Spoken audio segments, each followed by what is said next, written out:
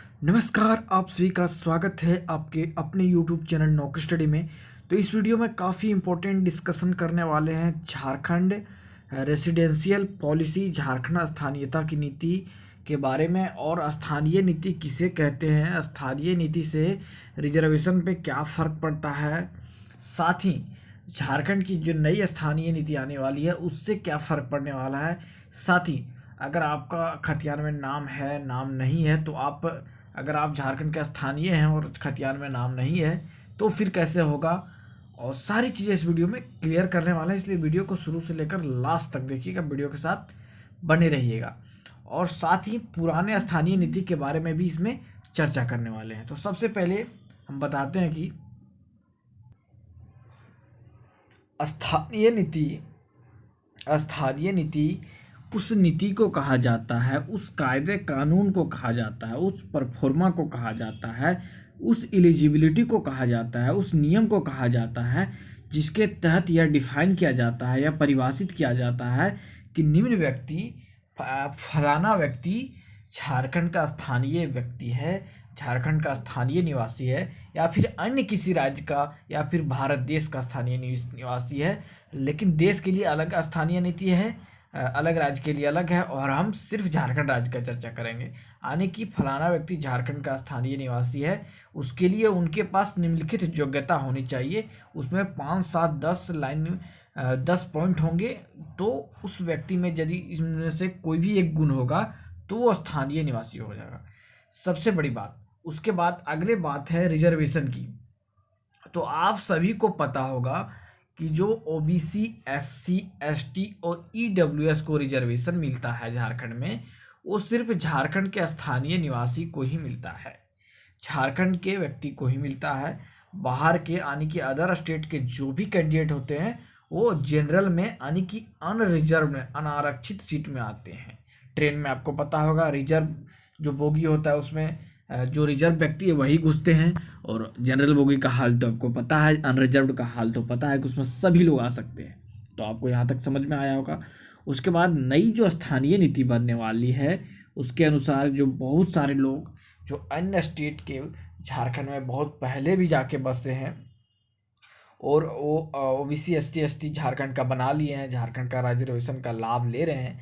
और अगर अभी स्थानीय नीति में परिवर्तन होता है, 1932 का खतियान लागू होता है, स्थानीय निवासी सर्टिफिकेट जब बनाने जाएंगे अनुमंडल में, ब्लॉक में, तो 1932 और उससे पहले का खतियान मांगेगा। तो वे व्यक्ति जो बाहर से आए हैं उनके पास खतियान नहीं होगा और वे स्थानीय निवासी प्रमाण पत्र नहीं बना पाएंगे, और अब वो झारखंड के फॉर्म में, झारखंड के जो नियोजन होगा, झारखंड की वैकेंसी में जनरल में आएंगे, अनरिजर्व में आएंगे। साथ ही यहाँ तक आपको क्लियर हो गया रिजर्वेशन। तो आप सभी को बता दें कि 1932 का खतियान झारखंड में लागू होने वाला है, और 1932 का ही इसलिए लागू होने वाला है क्योंकि 1932 में ही लास्ट बार झारखंड में जनगणना हुई थी, और खतियान इत्यादि 1932 में ही बना था, सभी का सर्वे हुआ था भूमि का, इसीलिए। तो 1932 का खतियान झारखंड में हेमंत सोरेन की सरकार लागू करने के लिए बार बार घोषणा करती थी, वादे करती थी, और अब सरकार में है तो आज न कल 1932 का खतियान लागू कर ही देगी, और स्थानीय निवासी प्रमाण पत्र फिर से बनेगा सभी का, और उन्हीं को ही झारखंड का राज्य का माना जाएगा, झारखंड राज्य का आरक्षण का लाभ उनको दिया जाएगा। लेकिन जो बाकी अनरिजर्व सीट है उसमें वो कैंडिडेट भी आ सकते हैं जो झारखंड के स्थानीय निवासी नहीं होंगे, झारखंड में रह रहे हैं, उनका लाभ ले सकते हैं। और पहले जो झारखंड का स्थानीय निवासी का प्रमाण पत्र था तो 27 नवंबर 2002 को झारखंड उच्च न्यायालय ने पहले रद्द कर दिया था, और उसके बाद स्थानीय निवासी का कोई भी नीति नहीं थी। और बाद में आपको पता होगा बीजेपी रघुवर दास की सरकार में 2016 में बनाया गया था झारखंड का स्थानीय निवासी स्थानीय नीति। उसमें बहुत सारे पॉइंट हैं, उसमें स्थानीय निवासी में आने के बहुत सारे जहाँ तक खतियान में नाम होने की जो शर्त है, तो उसका अर्थ ये है कि आपके पूर्वजों, आपके पिताजी, आपके दादाजी, आपके परदादा या फिर उससे भी अधिक स्तर के जो आपके पूर्वज हैं उनके नाम खतियान में होना चाहिए, और उससे ही वंशावली दिखा करके आपका नाम म्यूटेशन के आधार पर खतियान में चढ़ेगा, और उसके आधार पर आप बना सकते हैं। आपके नाम खतियान नहीं है तो आपको चिंता करने की कोई ज़रूरत नहीं है। आपके भूमि का, आपके खेत का, आपके ज़मीन घर का खतियान में नाम खतियान में दर्ज होना चाहिए आपके पूर्वजों के नाम से, और उसकी वंशावली दर्शा लेंगे आप। यहाँ तक क्लियर हो गया है।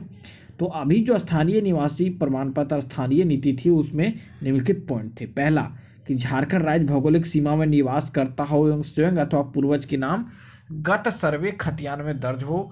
भूमिहीन के मामले में यदि किसके पास जमीन नहीं होती है तो उनके मामले में ग्राम सभा द्वारा पहचान की जाएगी, जो प्रचलित भाषा संस्कृति परंपरा पर आधारित होगी, यानी कि यहाँ का लैंग्वेज जानता हो, संस्कृति परंपरा जानता हो। दूसरा, किसी व्यापार बिजनेस अन्य कारण से झारखंड राज्य की भौगोलिक सीमा में 30 वर्ष या अधिक अवधि से निवास करता हो, अचल संपत्ति दर्ज की हो, या ऐसे व्यक्ति की पत्नी पति संतान हो एवं झारखंड में निवास करने की प्रतिबद्धता रखने का प्रतिज्ञान करता हो, यानी कि 30 वर्ष से यहाँ बिजनेस कर रहा हो, रह रहा हो तो उसको भी। तो इन सभी पॉइंट को हटाने का वादा है जेएमएम का। तीसरा है, झारखंड सरकार राज्य सरकार द्वारा संचालित मान्यता प्राप्त संस्थान निगम आदि में एक कार्यरत पदाधिकारी हो, कर्मचारी हो या उनकी पत्नी संतान हो एवं झारखंड राज्य में निवास करने की प्रतिबद्धता रखने का प्रतिज्ञान करता हो। चौथा, भारत सरकार का पदाधिकारी कर्मचारी जो झारखंड राज्य में कार्यरत हो या उनकी पत्नी पति संतान हो एवं झारखंड राज्य में निवास करने की प्रतिबद्धता रखा। पांचवा, झारखंड राज्य में किसी संवैधानिक या विधिक पद पर नियुक्त व्यक्ति या उसकी पत्नी हो या उसका संतान हो या झारखंड राज्य में निवास करने की इच्छा रखता हो। प्रतिज्ञान, ऐसा व्यक्ति जिसका जन्म झारखंड राज्य में हुआ हो तथा जिसने अपनी मेट्रिकुलेशन अथवा समकक्ष स्तर की पूरी शिक्षा झारखंड स्थित मान्यता प्राप्त संस्थान से प्राप्त किया हो और यहाँ रहने की प्रतिज्ञान करता हो तो उसको स्थानीय माना जाएगा, अस्थायी माना जाएगा। स्थानीय नीति यही थी। सारे का हस्ताक्षर और सभी मोहरे आप देख सकते हैं। 2016 में 6 पॉइंट है, स्थानीय नीति में 6 पॉइंट है।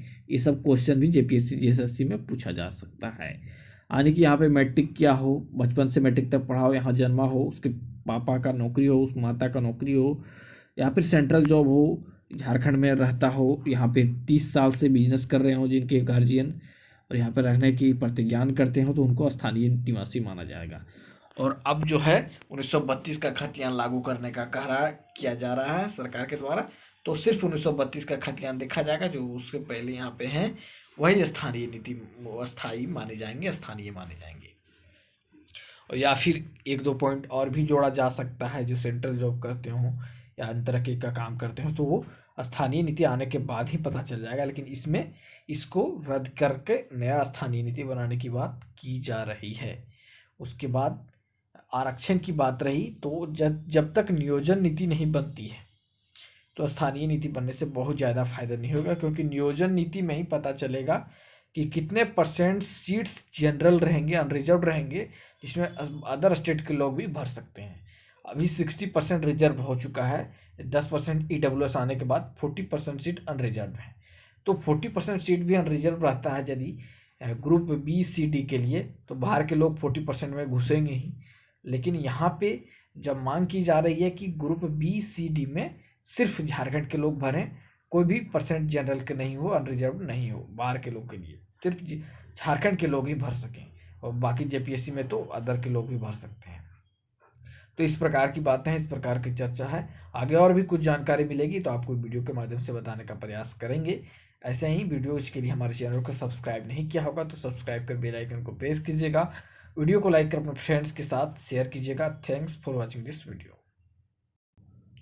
आप देख सकते हैं जेपीएससी 2021 के विज्ञापन में किस प्रकार से क्लियर किया हुआ है कि आरक्षण का लाभ केवल झारखंड राज्य के अस्थायी निवासी को राज्य सरकार के पत्रांक 1754 दिनांक 25 फरवरी 2019 के अनुसार झारखंड राज्य के सक्षम प्राधिकार यथा जिला दंडाधिकारी, अपर दंडाधिकारी, उपायुक्त, अपर उपायुक्त, अपर समाहर्ता, प्रथम श्रेणी दंडाधिकारी, अनुमंडल दंडाधिकारी, कार्यपालक दंडाधिकारी, सहायक समाहर्ता एवं सहायक दंडाधिकारी, अंचल अधिकारी में से किसी एक पदाधिकारी द्वारा निर्गत जाति प्रमाण पत्र के आधार पर ही देय होगा आरक्षण। जाति प्रमाण पत्र की मूल्य प्रति यानी कि ओरिजिनल कॉपी अंतर्वीक्षा इंटरव्यू के समय सत्यापन प्रक्रिया के दौरान प्रस्तुत करना अनिवार्य होगा, अन्यथा आरक्षण का लाभ देय नहीं होगा। जाति प्रमाण पत्र हेतु विस्तृत निर्देश निम्नवत हैं। अनुसूचित जनजाति अनुसूचित जाति के लिए झारखंड राज्य के अनुसूचित जनजाति और अनुसूचित जाति के उम्मीदवारों को आरक्षण का लाभ झारखंड राज्य के सक्षम पदाधिकार द्वारा निर्गत जाति प्रमाण पत्र के आधार पर होगा। फॉर्मेट वेबसाइट पर उपलब्ध है। उसी प्रकार से OBC 1 और OBC 2 के लिए और आर्थिक रूप से कमजोर वर्ग AWS के लिए भी झारखंड राज्य के सक्षम प्राधिकार द्वारा निर्गत प्रमाण पत्र के आधार पर देय होगा। संबंधित संकल्प में विहित प्रपत्र आयोग के वेबसाइट पर उपलब्ध है। साथ ही वैसे पुरुष महिला जिन्हें एक से अधिक पत्नी है वे नियुक्ति के लिए पात्र नहीं है।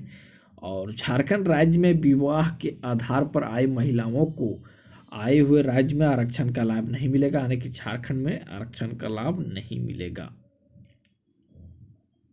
इस प्रकार से यहाँ पे सारा कुछ डिटेल्स दिया हुआ है। साथ ही खेलकूद कोटा के आधार पर जो आरक्षण मिलेगा तो उनमें आपको अगर मेडल मिला हुआ है, फर्स्ट स्थान मिला है, विश्व रिकॉर्ड है राष्ट्रीय स्तर पर, अंतर्राष्ट्रीय स्तर पर या फिर ओलंपिक में खेले हैं तभी मिलेगा। और दिव्यांग कोटे में 40% से अधिक कम से कम 40% होना चाहिए तभी आपको आरक्षण मिलेगा। और यदि आप अपना दावा जो किए हैं उसके अनुसार से डॉक्यूमेंट नहीं उपलब्ध कराएंगे तो आपको आरक्षण नहीं मिलेगा। इस प्रकार से लगातार